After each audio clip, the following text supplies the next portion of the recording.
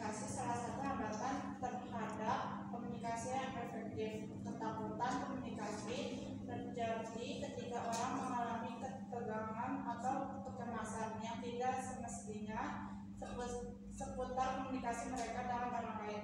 Yang terakhir, berkomunikasi pada saat krisis. Hambatan terakhir, terdapat komunikasi yang efektif dapat ditemukan dalam konteks mendasar. Komunikasi menjadi lebih menantang pada saat krisis.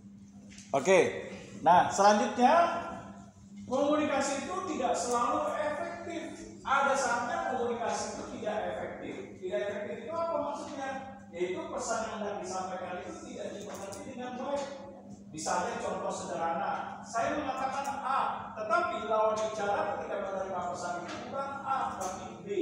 Nah, sehingga ini menyebabkan komunikasi tidak efektif. Nah, komunikasi yang tidak efektif ini menimbulkan atau terjadi berbagai penyebab atau faktor. Nah, penyebab atau faktor ini dinamakan hambatan.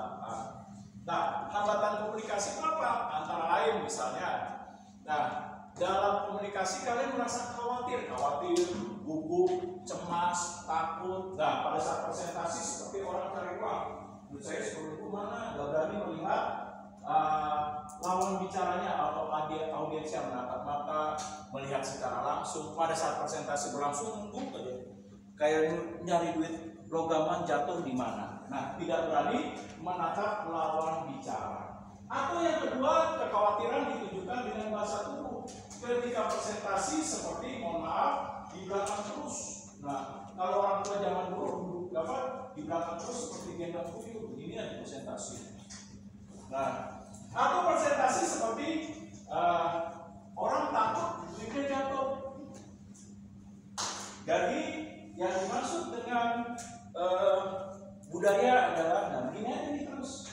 Nah, atau dalam bentuk kekhawatiran bahasa tubuhnya ditujukan dengan jadi komunikasi adalah atau dalam bentuk misalnya menunjukkan kekhawatiran.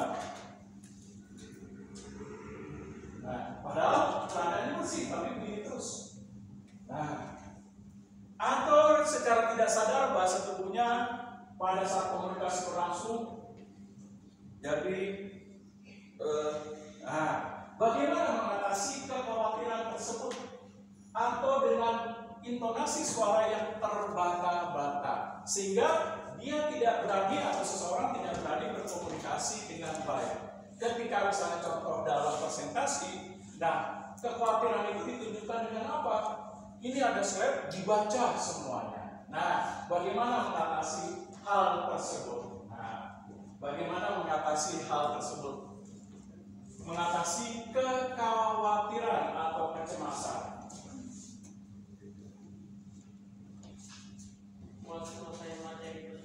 Oke, pertama menguasai komunikasi. Kita harus tahu bagaimana komunikasi itu nanti berlangsung. Apa tujuannya? Apa maksudnya? Kedua, menguasai terhadap materi-materi yang hendak dikomunikasikan.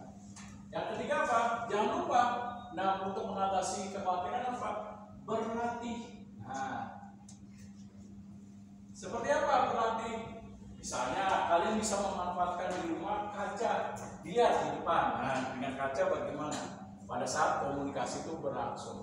Dengan kaca kalian bisa evaluasi apa ya kekurangan-kekurangan saya dalam komunikasi terhadap komunikasi public speaking untuk mengatasi kekurangan, kecemasan, ketakutan. Lalu apalagi mengatasi kecemasan.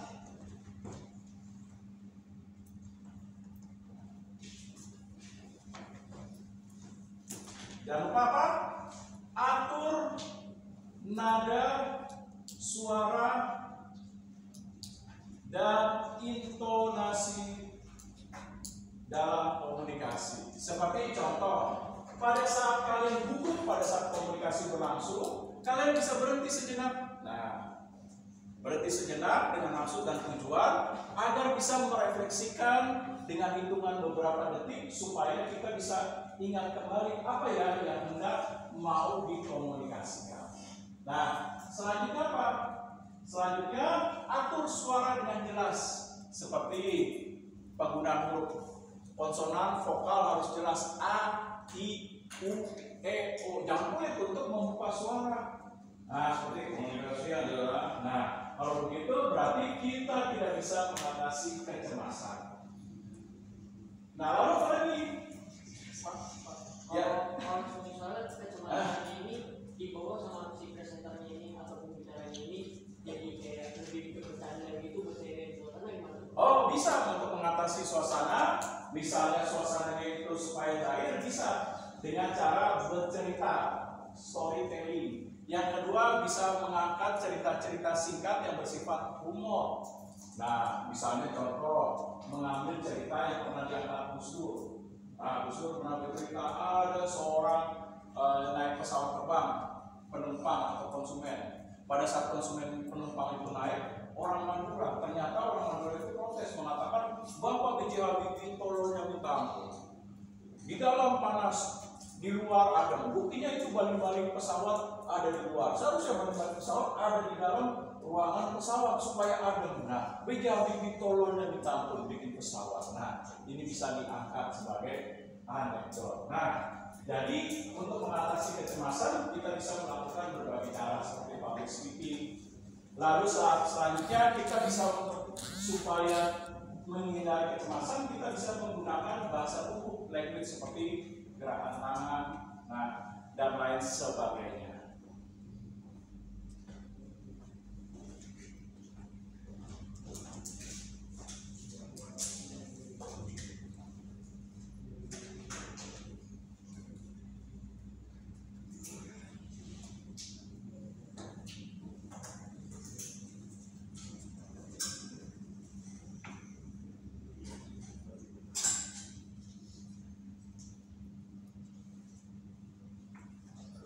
Nah, selanjutnya setelah intonasi suara seperti yang tadi saya gunakan, seperti saya sudah sampaikan, gunakan body language untuk mendukung komunikasi. Seperti apa? Komunikasi bukan hanya mengandalkan suara, tapi kita bisa gunakan di ekspresi wajah kita. Selain itu apa? Gerakan tangan. Selain itu apa? Kita bisa menguasai dengan area panggung yang kita gunakan untuk komunikasi. Jadi ketika Anda area panggung jangan takut. Seperti orang mencari uang logam. Nah, tapi manfaatkanlah ruang panggung ini untuk komunikasi secara efektif. Nah, lalu apa lagi? Tingkatkan jam terbang atau pengalaman dalam komunikasi public speaking. Nah, ketika ada dosen memberikan tugas presentasi kelompok, jangan mengeluh. Waduh, mukanya udah asem, udah kecut. Nah, tapi manfaatkan tugas-tugas kelompok yang sifatnya presentasi untuk apa? Melatih kemampuan komunikasi yang bersifat public speaking. Nah, kalau kalian sering dilatih oleh dosen dalam bentuk presentasi baik individu maupun kelompok, sehingga nanti meningkatkan pengalaman kalian yang tepat. Supaya apa? Supaya kemampuan komunikasi kalian menjadi semakin baik. Kekhawatiran dan kecemasan bisa ditekan atau dikurangi seminimal mungkin. Nah, ada pertanyaan? Kalau tidak ada, saya lanjutkan poin yang ini sudah kita bahas, poin yang ini. Nah, bagaimana berkomunikasi terhadap misalnya kita menjadi pendengar atau listening yang baik.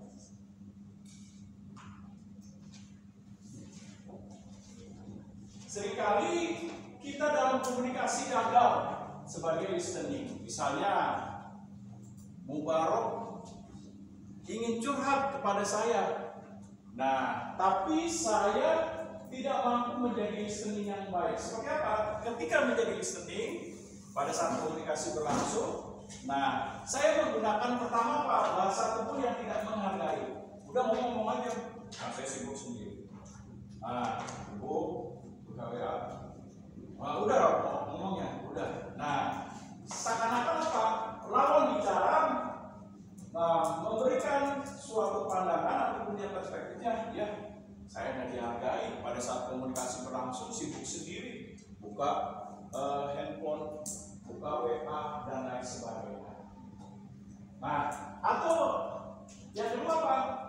Pada saat komunikasi berlangsung face to face, pada saat menjadi pendengar, kita tidak menunjukkan perhatian yang penuh seperti pada saat mubarok atau semil berkomunikasi, saya bahasa tubuhnya selalu beberapa detik atau beberapa menit dari jam dulu. Nah, ini kan memberikan kesan tidak memakai. Kenapa sih terus selama beberapa menit? Apakah bosan dengan saya? Nah, ini. Lalu apalagi komunikasi sering bisa gagal. Nah, yaitu kita tidak memberikan waktu yang memadai. Pak, saya ngomong 5 detik ya. Nah, bagaimana bisa kalau ngomong dikasih waktu cuma 5 detik? Nah, artinya apa? Ketika komunikasi face to face berlangsung, sediakan waktu yang memadai. Nah, sediakan waktu yang memadai, jangan bicara dipotong, dengarkan dengan baik, tunjukkan bahasa tubuh kita terpusat kepada lawan bicara kita sehingga menimbulkan kesan yang baik. Nah, dalam komunikasi sebagai listening. Nah, setelah selesai bicara, baru kita ungkapkan. Nah, dari maksud tujuan komunikasi berlangsung, misalnya secara tatap muka, apakah kita sebagai hanya mendengar doang, lalu lawan bicara kita menginginkan memberikan masukan, solusi, dan lain sebagainya.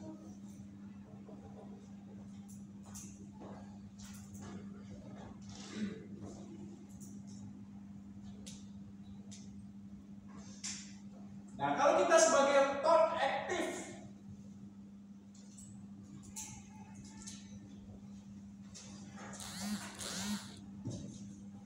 nah bagaimana komunikasi yang talk aktif supaya kita menjadi pembicara yang baik?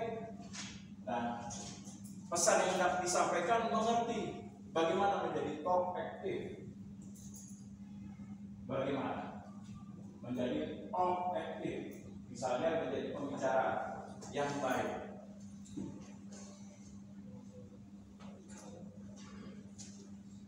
Talk aktif. Nah, yang pertama, apa? Kuasai informasi, kuasai materi, lalu lakukan komunikasi dengan bahasa, suara, dan intonasi yang jelas. Lalu apalagi sebagai talk aktif. Nah, Anda harus menggunakan berbagai pendekatan supaya audiens itu tertarik dengan apa? Informasi, data, fakta, lalu juga bisa melibatkan audiens dengan memberikan pertanyaan, lalu juga membuka kesempatan untuk bertanya, lalu bisa memberikan suatu hadiah. Nah, seperti yang dilakukan Ki Kendi. Nah, pada saat selesai acara, coba berdiri di bangku masing-masing. Apakah menemukan suatu hal? Nah, ketika menemukan, siapa yang menemukan silakan ke depan, beri tepuk tangan. Tujuannya apa? Supaya bisa menarik audiens. Nah, namanya komunikasi itu kan berlangsung misalnya sebagai pembicara aktif, misalnya dalam seminar, katakanlah dalam waktu 60 menit. Biasanya manusia pada saat sudah 45 menit konsentrasinya mulai turun. Nah, apa yang dilakukan lagi? Bisa memberikan hadiah. Nah, supaya membangkitkan semangat. Lalu apa lagi? Nah, bisa melakukan expressing. Nah, misalnya contoh, sebelum materi ini kita lanjutkan, kita lihat sebelah kanan kiri, kita pause. Anda super, ayo 50 orang. Anda super, luar biasa. Nah, ini bisa dilakukan.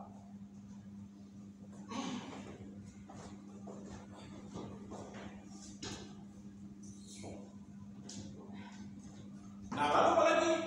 Jangan lupa kita harus menjadi kolektif apa? Disusun secara sistematis dalam bahasa. Jangan komunikasi, misalnya Pak mau ngomong, aduh gimana ya Pak? Aduh saya malu Pak. Nah, kalau begitu ya nggak usah ngomong. Nah, komunikasi harus jelas terhadap maksud dan tujuan Pak. Misalnya Bu, selamat siang. Mohon maaf mengganggu waktunya, boleh untuk berbicara mengenai hal yang penting. Nah, jangan bicara sudah hal yang penting. Misalnya ada salah satu dosen, ya silakan. Jadi gini, aku mau ngomong nih, ya gitu udah tidak mampu menjadi pembicara talk active. Nah, talk active itu harus mengatur struktur komunikasi dengan baik. To the point, maksud dan tujuan. Gunakan bahasa dan intonasi yang tepat dan menggunakan kalimat-kalimat yang baik. Nah, jangan jadi gimana ya Pak? Jadi tadi saya mohon apa? Tambah habis dari sono Pak, sono kan dosen nggak tahu sono mana, sono kan banyak sono atau sono. Nah, harus jelas. Nah, ini dia.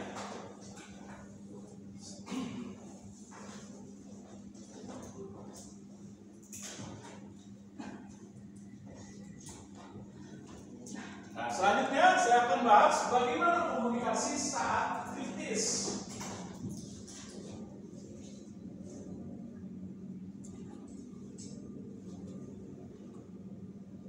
Nah, saat kritis ini jangan salah diartikan masuk ruang ICU, napas udah pakai oksigen. Nah, bukan. Saat kritis itu adalah pada saat situasi atau kondisi lingkungan yang tidak menyenangkan. Nah, misalnya contoh pada saat COVID-19, perusahaan mengkomunikasikan bahwa ada pengurangan pegawai sebanyak 200 orang, misalnya contoh. Nah, mau tidak mau kan itu harus dikomunikasikan situasi yang tidak menyenangkan. Nah, bagaimana menghadapi hal tersebut? Ada yang mau kasih komentar saat kritis?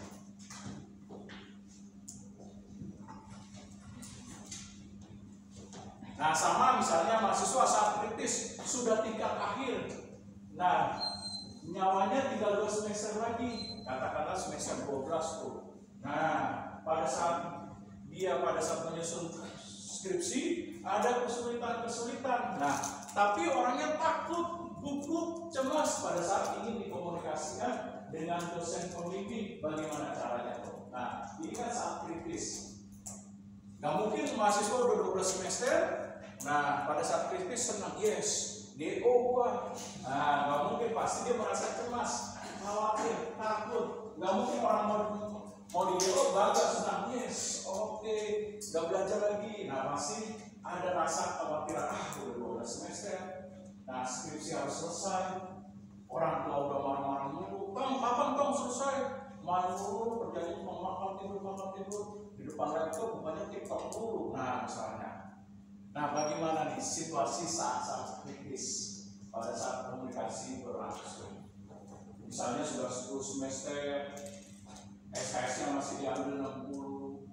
Nah, mau nggak mau kan nggak ada dosen PA atau pembimbing akademik. Nah, bagaimana menghadapi saat kritis? Ada yang mau ngasih komentar?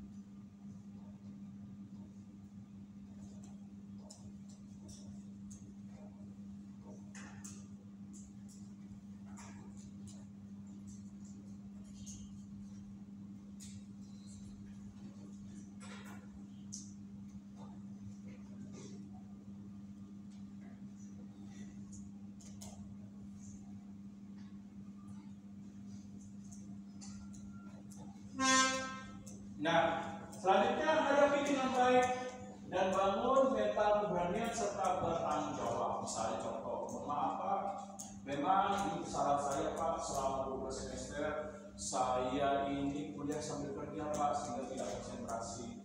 Mohon maaf Pak, ini bukan saya bohong, ini bukti saya Pak sambil kerja, ini kartu pekerja saya Pak di perusahaan. Jadi saya bukannya lancang Pak, selama 12 semester saya konsentrasinya pecah Pak. Oleh sebab itu saya mohon bantuan dan arahan bimbingan Bapak supaya saya bisa cepat selesai kuliah nih Pak, sebagai mahasiswa bimbingan Bapak. Nah, mohon ya Pak, bukan berarti saya lancang terhadap Bapak ingin menggurui, tidak Pak, tapi saya ingin bagaimana saya bisa selesai Pak, sebab saya sudah mahasiswa 12 semester. Mohon maaf ya Pak. Nah, ini berikan hadapi dengan baik, bangun mental, keberanian, jangan takut. Nah, seringkali kan mahasiswa ketika udah 12 semester suruhnya, ayo boyo, ada baik kita, lu sendiri orang masalah-masalah lu kan tega, lu kan tes bayu, ini gerbang kantornya. Nah, ini. Nah, bangun keberanian, bangun mentalnya, jangan takut dan cemas. tunjukkan tanggung jawabnya.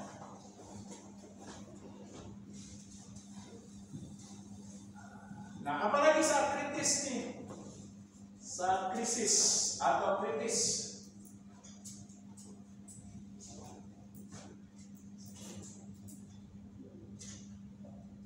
Nah, selanjutnya tell the truth artinya apa? Katakan dengan jujur, dengan benar, dengan bertanggung jawab. Jangan ada informasi yang disembunyikan. Kalau memang itu kondisi yang tidak baik, sampaikan berdasarkan fakta dan informasi. Misalnya contoh, nah seringkali mahasiswa suka bohong kalau berapa. Kenapa macet pula? Padahal bukan macet, tidurnya kelamaan, jadi bangunnya kesiangan. Nah, pasti dosen akan tahu apabila macet, tapi setiap perkuliahan, nah misalnya di hari Senin selalu terlambat, pasti akan curiga. Oleh sebab itu katakan dengan sejujurnya, detail the truth. Seperti misalnya perusahaan menghadapi PHK, sampaikan dengan jujur apa penyebabnya, apa permasalahannya, sehingga perusahaan tidak menemukan solusi yang terbaik dan solusi yang satu-satunya adalah PHK. Katakan dengan sebenar-benarnya.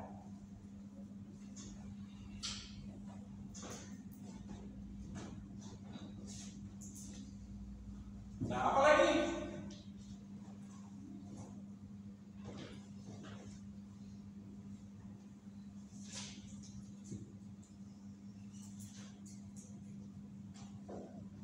Jangan lupa tampil di depan. Artinya ketika kita komunikasi krisis, hadapi dengan baik, jangan takut. Misalnya contoh, nah ini udah nggak masuk nih 5 kali, tiba-tiba nggak masuk 5 kali, udah nggak ngerjain tugasnya cuma 1 kali dikerjain dari 5. Nah, nyuruh nih temennya, tolong dong ngomongin Pak Jeffrey, saya ada masalah begini.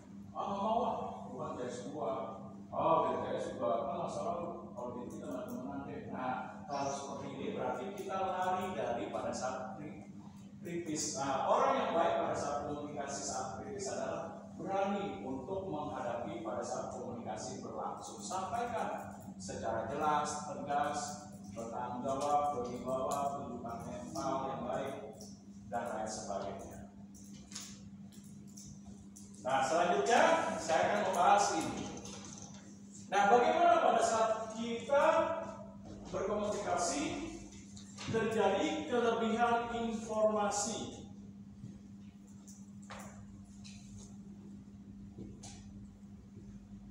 Nah, misalnya contoh di kelas ini nih, pada saat materi berlangsung kan 2 jam. Nah, banyak pokok-pokok bahasan atau sub-subbab yang hendak disampaikan. Nah, bagaimana kita bisa menyaring secara tepat nih, agar informasi yang hendak kita sampaikan itu bisa kita serap dengan baik.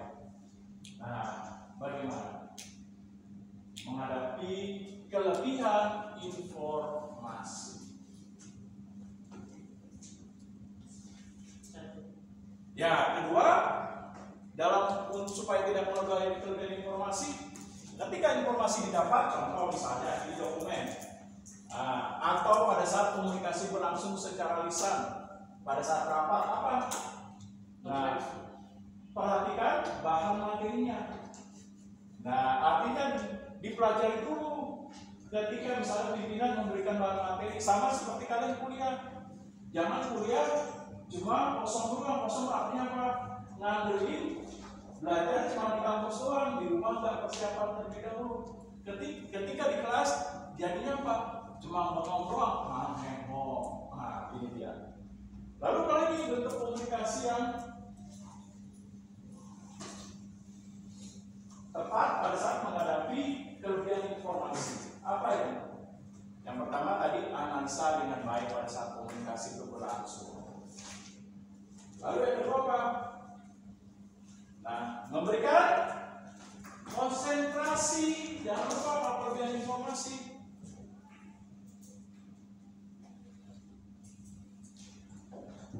Seperti apa konsentrasi?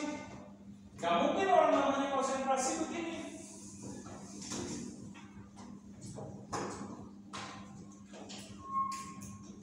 Atau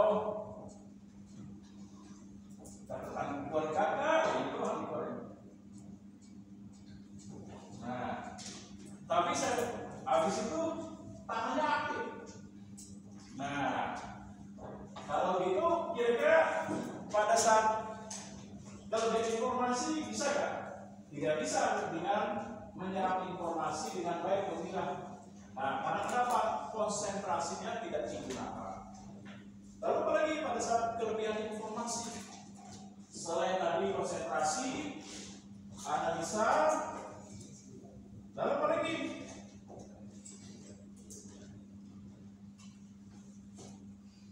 Jangan lupa apalagi memilah informasi tersebut.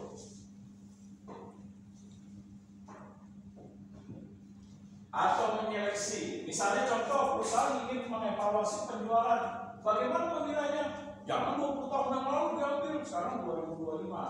20 tahun yang lalu berarti 2005. Nah, diambil berarti dari 2005.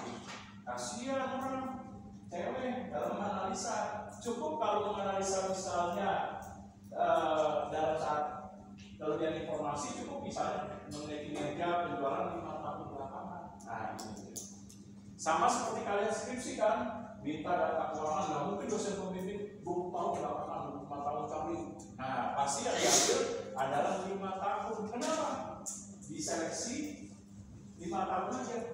Kenapa nih? Kebanyakan 5 tahun, misalnya contoh skripsi atau data penjualan, data kinerja, data produksi, rata-rata perusahaan, manajer, pimpinan atau direktur menganalisis hanya 5 tahun. Nah, kenapa? Oke, betul. Karena kelamaan, misalnya data udah 10 tahun yang lalu, misalnya sampai contoh, itu tidak valid, tidak bisa menggambarkan kondisi saat ini. Nah, ini dia. Sehingga pada saat kelebihan informasi perlu memilih atau menseleksi atau memilah. Nah, lalu apa lagi? Terakhir, komunikasi untuk kalau kelebihan. Ya, kalau kelebihan duit gak apa-apa, alhamdulillah. Kalau kelebihan informasi, jangan, sebab kita harus menyaring juga.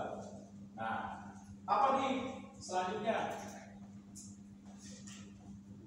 Konsentrasi, analisa, memilih, seleksi atau memilah, apa lagi?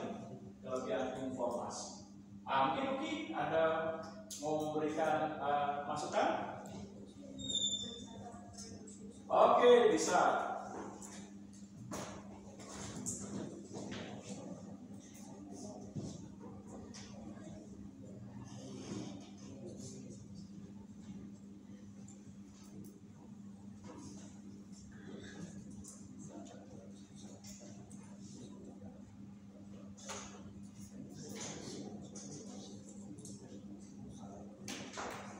Nah, kita harus bisa mencatat, merekam, atau mengingat hal-hal yang penting pada saat informasi itu tidak disampaikan, sehingga kita bisa mengingat informasi yang penting dalam kelebihan informasi.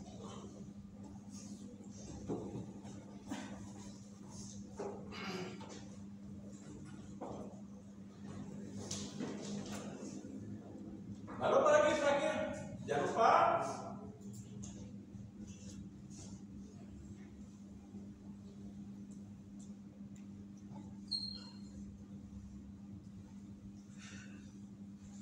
kita harus menentukan nilai kualitas informasi tersebut. Seperti mana nih informasi yang disampaikan itu bersifat fakta data, yang bersifat kenyataan. Nah, sehingga kita bisa memilih informasi yang baik apabila terjadi kelebihan informasi.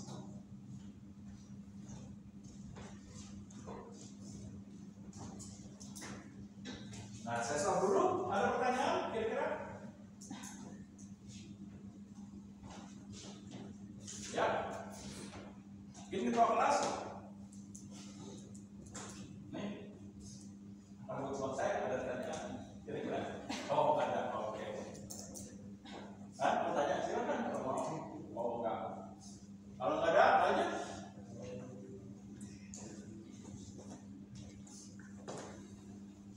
Kemajuan dalam komunikasi virtual, konferensi video, pandemi COVID-19 telah menyebabkan jumlah orang yang membutuhkan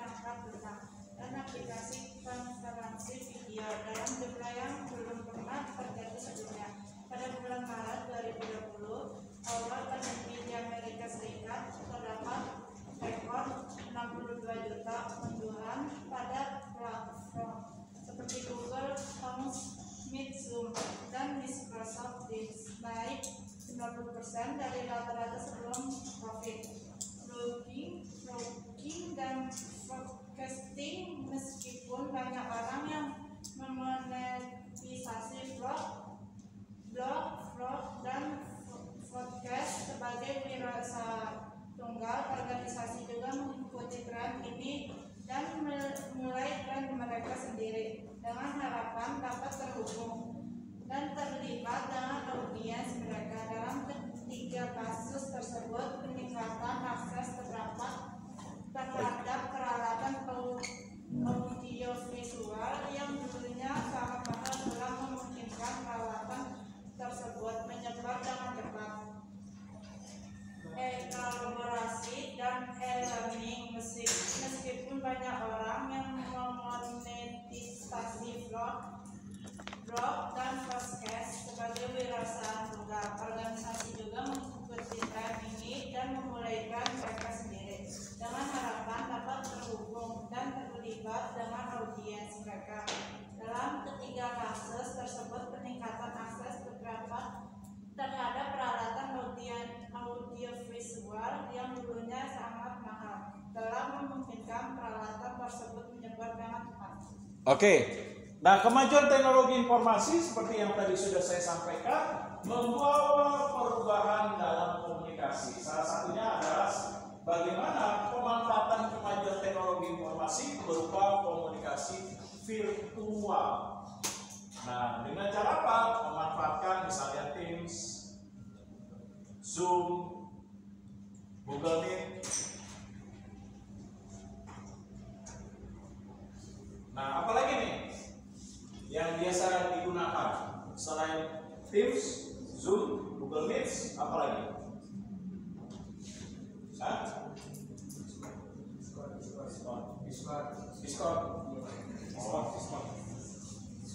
Discord. Maaf ya kalau salah nulis nih, soalnya saya baru tahu Discord.